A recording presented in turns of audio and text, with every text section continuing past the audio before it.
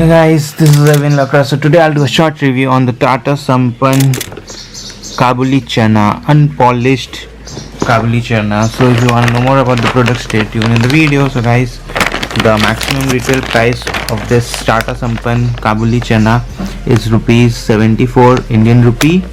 The product has been manufactured in the month of 5th December 2019. The shelf life of this product is 12 months or 1 year from the date of packing.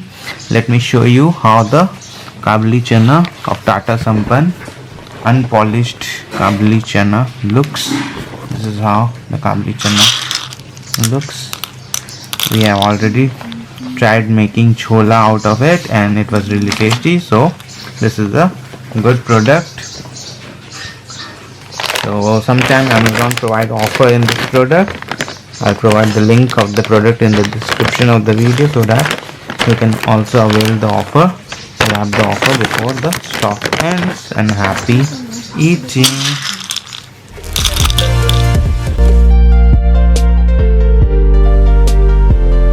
Masala chickpeas Kabuli chana with tawa rotis. We love it. Served with sliced fresh onions, chilies and lime. Yeah.